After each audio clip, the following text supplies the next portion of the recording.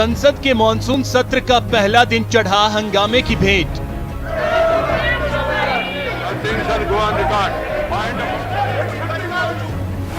संसद में नए मंत्रियों का परिचय हुआ बाधित।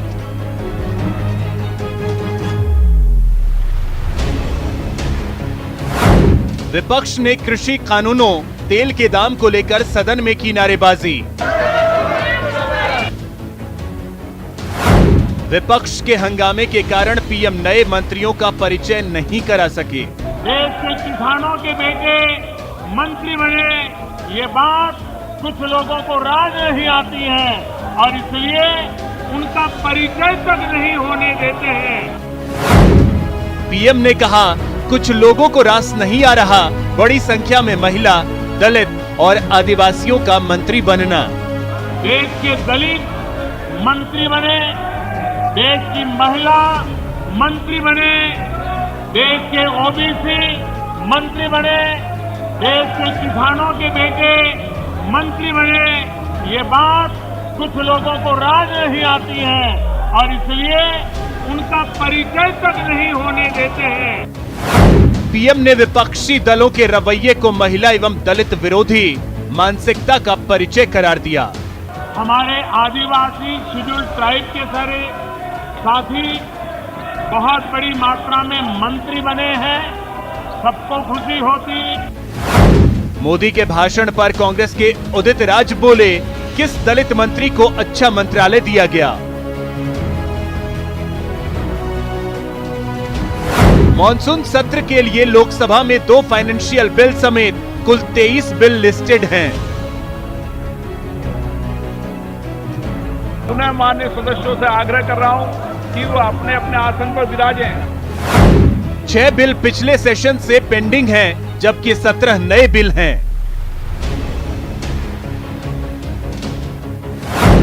सरकार की कोशिश है सेशन हंगामे की भेंट न चढ़े।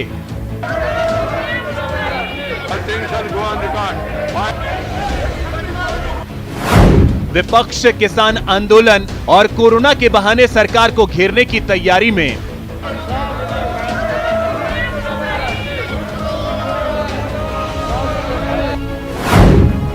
किससे तकरार। बहुत स्वागत है आपका। प्राइम डिबेट देख रहे हैं आप, आपके साथ में जेपी शर्मा। इस बात के पूरे आसार हैं कि संसद का पूरा सत्र ही हंगामेदार रहे। किसानों का मुद्दा, पेट्रोल डीजल की महंगाई और कोविड मैनेजमेंट के मुद्दों पर विपक्ष सदन के बाहर लगातार मुखर था और कयास लगाए जा रहे थे कि हाउस जब भी चलेगा इन मुद्दों पर सरकार को घेरा जाएगा। हालांकि प्रधानमंत्री ने विपक्ष के हंगामे को नए सदस्यों को लेकर विपक्ष के पूर्वाग्रह से जोड़ा और कहा कि पहली बार इतनी बड़ी संख्या में दलित, आदिवासी और पिछड़ा वर्ग के लोगों को, महिलाओं को मंत्रालयों की जिम्मेदारी दी गई, वो विपक्ष को पच नहीं रही है। बहरहाल ये बात पहले दिन की बात है। अब आगे मुद्दों पर चर्चा की भी बारी आएगी और नए विधेयकों पर बहस भी होगी, जिसके दौरान हंगामे के पूरे आसार हैं। ऐसे में सवाल उठते हैं कि विपक्ष वाकई मुद्दों पर सरकार को घेरना चाहता है या उसका पूर्वाग्रह उससे हंगामा करा रहा है। हम प्राइम डिबेट में इस पर आज बहस करेंगे इन सवालों के जरिए कि तकरार मुद्दों पर या मंत्रियों पर। बहस बेहतर है या हंगामे से निकलेगा हल। और क्या असल मुद्दों से भटकाने की कोशिश कर रही है सरकार।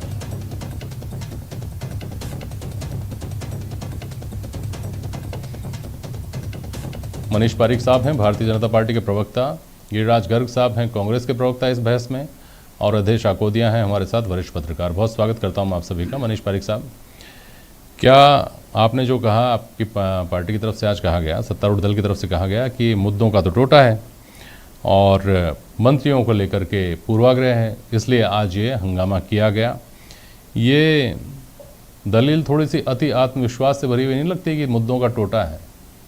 नहीं, नई बात है नहीं। 6-7 किसान बिल, ये 6 महीने पुरानी बात है। 2 बार संसद सत्र हो चुका है।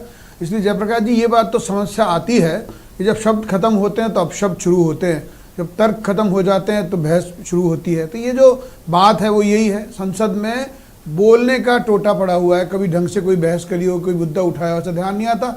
और सबसे बड़ी बात, जो जनता की नब्ज है उससे भी दूर जा रही है सरकार। जनता के तो कोरोना से परेशान है, उनको सस्ता इलाज मिले, उनको सबको बिल का भुगतान हो जाए। कैसे लोगों को मुश्किल आ रही है, अपने लोगों को खोया है लोगों ने, उनके साथ उनकी नस पर हाथ रखना चाहिए विपक्ष को, वो नहीं कर रहे हैं। और जो फॉर्मेलिटी है, जिसका एक मंत्रियों का परिचय कराना, फॉर्मेलिटीज़ होती हैं, वो जानते हैं, बरसों से कराए हैं, पर ऐसा लगने लगा है कि 404 आदमी थे कांग्रेस पार्टी के, अब 40 रह गए, तो अब वो फ्रस्ट्रेशन में ऐसे करते हैं। तो इसलिए ये जो छवि है वो खराब हुई है। दूसरी बात, जो सरकार अच्छा काम कर रही है, पूरी दुनिया में मेहनत कर रही है और सब लोगों को पता है नए नए एस्पेक्ट्स पर काम हुआ है, उस समय आप केवल अपनी उपस्थिति दर्ज कराने के लिए चिल्लाते रहो, हंगामे करो, तो लोग हंसेंगे। विपक्ष अगर कोई बात नहीं उठाए तो आप लोग कहते हैं विपक्ष देखिए सोया हुआ है, किसी मुद्दे पर विपक्ष बोलता ही नहीं है, इसका मतलब मुद्दा नहीं है। अब विपक्ष अगर सदन में आकर कुछ बोलता है तो आप कहते हैं कि देखिए मुद्दा नहीं है, ये तो दरअसल में ध्यान भटकाने की कोशिश कर रहे हैं, अपनी अक्षमता को छुपाने की कोशिश कर रहे हैं, तो क्या करें फिर? बिजनेस ऑफ द हाउस पे बोले ना उन्होंने, कहा जैसे 23 वो आने हैं विधेयक और 18 अगस्त तक सत्र चलना है, ये भी पता है, क्वेश्चन आवर्स भी है, लोगों ने प्रश्न लगा दिए हैं, उनके लिस्टिंग हो गई है, सारा काम संसद के नियम के अनुसार हो रहा है ना, तो उसमें इसलिए business of the house declare है, उस पर कुछ भी बात करें। दूसरी बात, विशेष अधिकार, ध्यानाकर्षण, शून्यकाल सब रहने वाले हैं, तो चिल्लाने का मतलब ही ये है कि शब्द खत्म हो गए। सही बात है। सत्तारूढ़ दल जो है वो जब भी विपक्ष में रहा है तब ये सारी चीज़ें इसी तरह से हुई होंगी जैसे आप बोल रहे हैं, उसी तरह संसदीय प्रणालियों का, संसदीय परंपराओं का निर्वाह हुआ होगा। लेकिन गिरिराजगर की पहले प्रतिक्रिया ले लूँ, फिर आता हूँ आपके पास, कहाँ कहाँ कब कब कैसे कैसे परंपराएं टूटी होंगी। गिरिराजगर साहब बोलिए। देखिए, सबसे पहले तो मुझे तरस आता है मनीष जी की बुद्धि पे कि ये कांग्रेस के 40 सांसद बता रहे हैं। अगर इतने भी इनकी जानकारी का अभाव है तो अफसोस की बात है कि मनीष जी जैसे सीनियर एडवोकेट भी है, पार्टी के प्रवक्ता भी हैं, और वो लोकसभा में कांग्रेस के 40 सांसद बता रहे हैं। दूसरी बात जो इन्होंने कही कि विपक्ष के पास शब्द नहीं है और बोलने को कुछ नहीं है, इसलिए तो मैं ये कहना चाहता हूं कि मनीष जी, पिछले जो जेपी शर्मा जी ने कहा कि जब सरकार में आप नहीं थे उस समय क्या इसी प्रकार का आचरण आप लोगों का था, क्या इसी प्रकार का एक्शन हुआ करता था? आज सबसे बड़ी बात यह है कि केंद्र सरकार पूरी तरह से फेल हो गई है। आपने स्वास्थ्य मंत्री को हटा दिया, आपने शिक्षा मंत्री को हटा दिया, आपने कानून मंत्री को हटा दिया, आपने प्रचार मंत्री को हटा दिया, तो ये सब क्या है? ये आपकी सरकार की असफलता है जो आप छुपाना चाहते हो, और विपक्ष जब मुद्दे उठाता है तो लोकसभा में उसको बोलने नहीं देना चाहते हो, और राहुल गांधी की जो जासूसी करवा रहे हो उसके ऊपर आपको जवाब देना पड़ेगा। अच्छा। ये मत सोचिए कि आप बहुमत में है तो दादागिरी से, जिस तरह से आपने सरकार चलाई है और जिस तरह से आप विपक्ष को दबाना चाहते हैं उस तरह से विपक्ष को दबा लेंगे। गिरिराज जी, आपकी सरकारें जाता रही है, जवाबदेही आपकी है, सरकार में आप है। आप हर बार ये कह के कांग्रेस ने ऐसा किया, कांग्रेस ने ऐसा किया, अरे कांग्रेस ने जो किया वो तो कांग्रेस का अपना कार्यकाल था। आप क्या कर रहे हैं? आप अपनी उपलब्धि बताइए ना। नहीं करिए, ये कहकर तो आप बस नहीं सकते कि कांग्रेस का जो कार्यकाल था उसमें कांग्रेस ने क्या किया उसको भूल जाओ, क्योंकि कांग्रेस आज भी एक राजनीतिक पार्टी है, कांग्रेस आज भी चुनाव लड़ रही है, कांग्रेस आज भी ये दावा करती है कि वो सत्ता में लौटेगी। इसलिए कांग्रेस के ऊपर अगर कोई अतीत के सवाल उठते हैं तो उनसे कांग्रेस ये कहकर नहीं बच सकती कि वो हमारा काल था, वो चला गया, उसके साथ ही सवाल भी चले गए। सवाल तो उठेंगे। अगर आपने राजनीति छोड़ दी होती, अगर कांग्रेस पार्टी खत्म हो गई होती तो फिर बात नहीं थी, लेकिन आप आज भी एस्पिरेंट है ना, आप अगले चुनाव में फिर जाएंगे ना। लेकिन भारतीय जनता पार्टी की वर्तमान सरकार जो है, वर्तमान नेता जो है, वो ले दे के इनको रात को सपने में भी कांग्रेस दिखती है, इनके बुखार कांग्रेस का चढ़ा हुआ है। अरे भाई, जब संसद के अंदर देखो गिरिराज जी, दो रियासत का विलयीकरण नेहरू जी के जिम्मे छोड़ा था, जम्मू कश्मीर और 7 सिस्टर्स का, दोनों डिस्प्यूटेड कर दिए।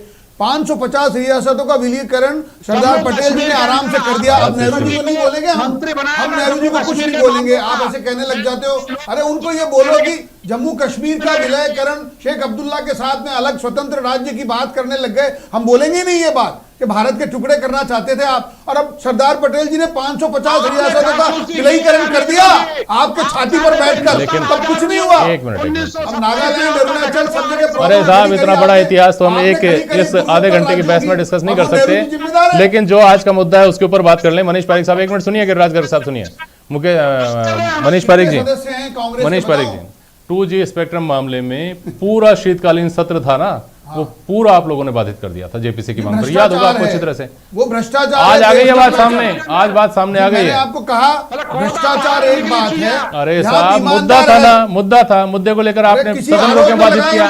आप तो इस वक्त परंपरा के पोषक हैं। फिर भी किसको आपने मंत्री बनाया? पूछा मनमोहन सिंह जी से किसी ने? ये प्रधानमंत्री का प्रोवोकेटिव राइट है कि वो किसको मिनिस्टर बनाते हैं। सदन के सुचारू रूप से चलने के, तीखे सवाल पूछने के और उनके जवाब देने के, स्पष्टीकरण देने के हिमायती है ना? तो हिमायती अगर हैं तो उस वक्त लिया होता ना जवाब। 1 महीने तक क्यों सदन को बाधित किया आपने? संजय बारू लिख रहे हैं आज के 2004 में प्रधानमंत्री ने जब राष्ट्रपति के अभिभाषण पर धन्यवाद प्रस्ताव ज्ञापित करना चाहा तो आपने नहीं, उसको धन्यवाद प्रस्ताव भी ज्ञापित नहीं करने दिया प्रधानमंत्री जी को। गंभीर विषय यह है कि जिनको जो संसद में होने चाहिए वो जेल में जा रहे हैं, भ्रष्टाचार मचा रहे हैं। यहाँ पे एक भी भ्रष्टाचार नहीं है, घोटाला नहीं है। आप जबरदस्ती डांस कर रहे हो सदन की फ्लोर पे, टाइम खराब कर रहे हो जनता के पैसों का। आपके पास अगर जवाब है तो अपनी भाषा बोलना, उसमें प्रश्न रखना, उत्तर बोलना, दूध का दूध पानी का पानी कर देना नंगा। किसको करना चाहते हो? कुछ है नहीं, चिल्ला रहे हैं, शोर मचा रहे हैं। अरे तर्क लाओ, तथ्य लाओ, दस्तावेज लाओ, सबूत लाओ, कुछ भी नहीं। ठीक है, अवधेश आकोदिया जी, अवधेश आकोदिया साहब, आपको मेरी आवाज आ रही है ना? सुनिए गिरिराज साहब सुनिएगा। अवधेश आकोदिया, बिल्कुल आ रही है। मनीष पारिक साहब ने जब बात शुरू की तब इन्होंने कहा कि कांग्रेस की स्थिति ये हो गई है कि इतने से इतने पर आ गई है। मैं अगर इसको इस तरह से देखें, हम जैसा बहुत सारे विश्लेषक देखते हैं कि सवाल सिर्फ कांग्रेस का होता तो भारतीय जनता पार्टी के लिए इतनी बड़ी चुनौती थी ही नहीं। पूरा विपक्ष कोविड मैनेजमेंट के मामले में और महंगाई के मामले में, कम से कम किसानों के मामले में दो फाड़ हो सकती है, अलग अलग राय हो सकती है अलग अलग दलों की, लेकिन ये 2 मुद्दे ऐसे हैं जिसमें पहले से लग रहा था कि सरकार के लिए समूचा विपक्ष जो है वो मुसीबत खड़ी करेगा। गिरिराज गर्ग कहते हैं कि भारतीय जनता पार्टी को और सपने में भी कांग्रेस दिखाई देती है। तथ्य ये है कि केवल 6 सीटों पर, लोकसभा की 6 सीटों पर कांग्रेस भाजपा से जीत करके आई हुई है। 52 कुल मिलाकर जो जीते हैं उसमें 46 सीटों पर आप दूसरे दलों से जीत करके आए हैं। सपने में कहाँ कांग्रेस दिखेगी?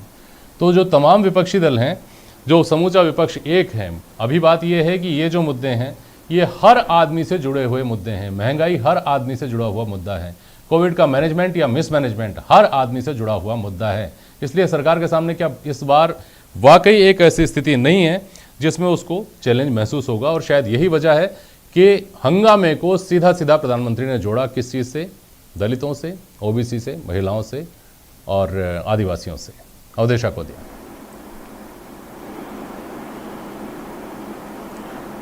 जी जेपी जी, देखिए जो हमारी पूरी संसदीय परंपरा है उसमें पक्ष और विपक्ष उसके दो मुख्य और महत्वपूर्ण भाग हैं।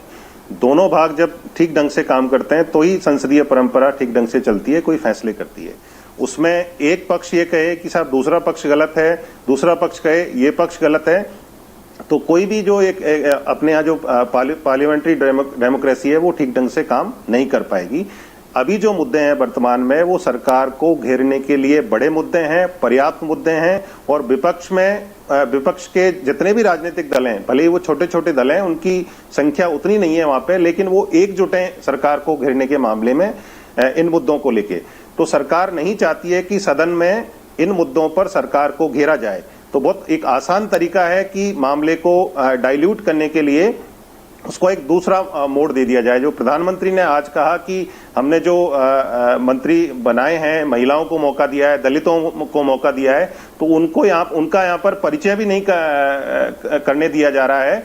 तो ये बात पच नहीं रही है विपक्ष को, इसलिए ऐसा कर रहे हैं। तो मेरे हिसाब से सत्ता पक्ष की भी ये कोशिश है कि ये मुद्दे सदन में उस तरह से नहीं उठें जिससे सरकार को घेरा जा सके, लेकिन विपक्ष का पूरा प्रयास है कि सरकार को इन मुद्दों पर घेरा जाए।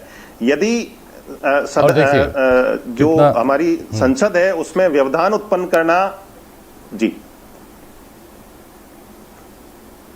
देखिए बीजेपी की जो सीनियर लीडर रही हैं सुषमा स्वराज, उन्होंने उदित राज कहते हैं कि दलितों को कितने कम महत्व वाले मंत्रालय दिए।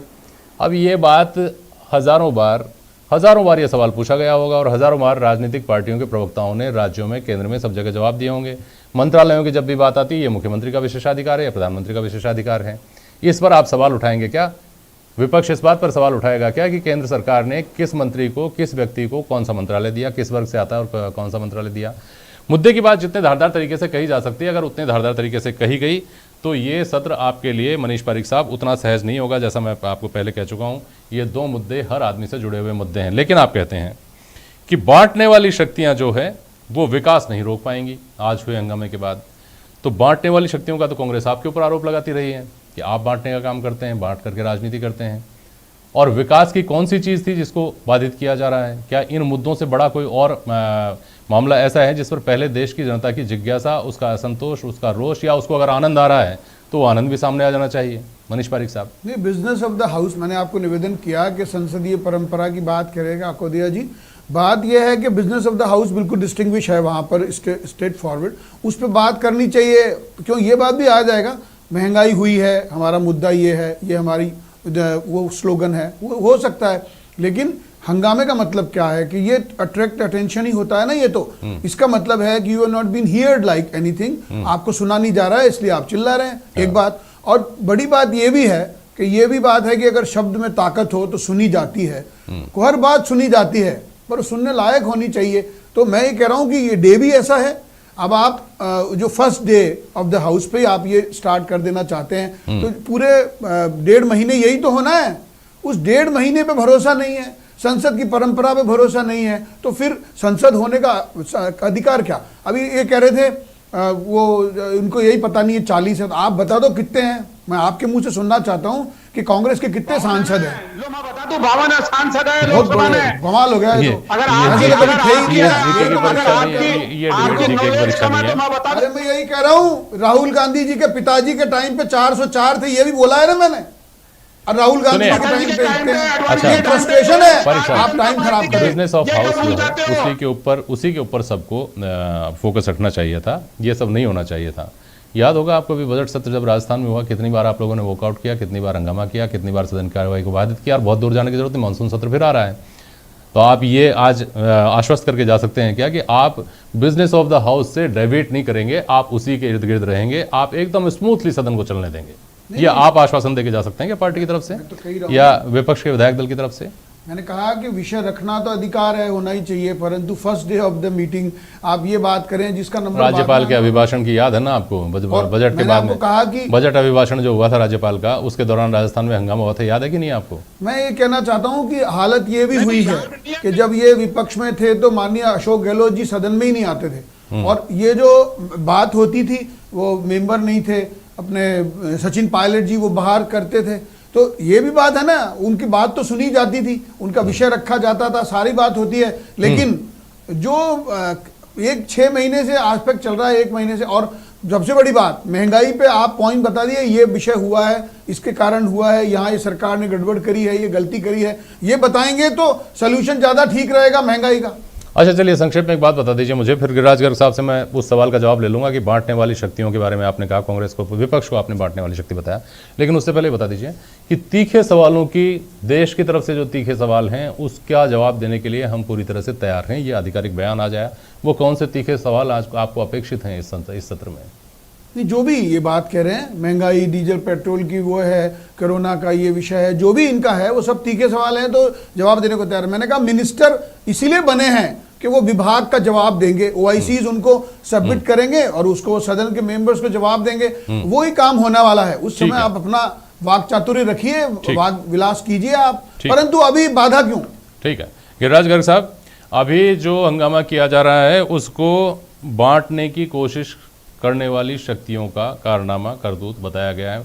अगर कुछ कहना चाह रहे हैं वो संक्षेप में बोल लीजिए, बहुत संक्षेप में। देखिए, आपने जो कहा शर्मा साहब कि पूरा विपक्ष इन मुद्दों के ऊपर एक है, कांग्रेस नहीं है।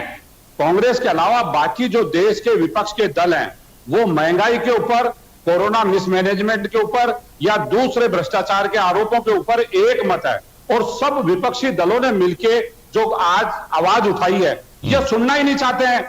ये तो अपने जो मुद्दे हैं, देश के ज्वलंत मुद्दे हैं, जो आम आदमी की रगों से जुड़े हुए हैं, ये उसको डाइल्यूट करना चाहता है। जवाब नहीं है इनके पास। आज पेट्रोल 107 रुपए, 108 रुपए हो गया, डीजल 100 रुपए हो गया, सरसों का तेल 240 रुपए हो गया। जवाब नहीं है क्यों हो गया।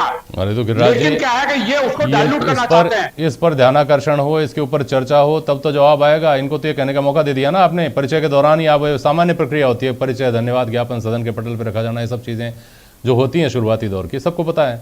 उसके दौरान ही हंगामा करके आप लोगों ने इनको ये कहने का मौका नहीं दिया क्या जानबूझ करके? कि साहब विपक्ष चाहता ही नहीं है कि सदन की देखिए, कार्रवाई चले। आपने इनसे पूछा, राज्यपाल के अभिभाषण के लिए जवाब नहीं था इनके पास, इन्होंने बात को घुमा के दूसरी तरफ डाइल्यूट कर दिया। आपने लोकसभा के लिए इनसे पूछा, इन्होंने जवाब नहीं दिया, 2G स्ट्रम के ऊपर घुमा के दूसरे, जवाब तो इनके पास है ही नहीं ना। ठीक है। ये जिम्मेवारी से तो ना पल्ला झाड़ लेते हैं, ये यूटर्न लेके इधर अगल बगल में झांकने लग जाते हैं ना। चलिए जवाब ठीक तो है, है ही नहीं स्पष्ट इनके पास कि महंगाई का क्या हुआ, जो 72 रुपए पेट्रोल था मनमोहन ठीक है, सिंह ये जी देखना छोड़ के गए थे, दिलचस्प होगा, 40 रुपए लेकिन डीजल तो छोड़ के सत्र गए थे। बॉन्ड के दिए, ऑयल बॉन्ड के पैसे दे रहे हैं, सत्र के वो दौरान पहले कह चुके हम। बहस भी होगी, मनमोहन जैसा सिंह मैंने जी ने शुरू में ऑयल कहा, बॉन्ड चर्चा भी बनाया होगी, था, बहस भी जो होगी, भुगत रहे हैं। नए विधेयक आएंगे उन पर भी चर्चा होगी, जो देशव्यापी मुद्दे हैं उनके ऊपर भी चर्चा होगी। उन चर्चाओं में तीखे सवालों के किस किस तरह के जवाब आते हैं, उसके ऊपर किस तरह की प्रतिक्रियाएं आती हैं, देखना दिलचस्प होगा। बहुत शुक्रिया आप सभी का आज प्राइम डिबेट में शामिल होने के लिए। आज के लिए बस इतना ही, नमस्कार।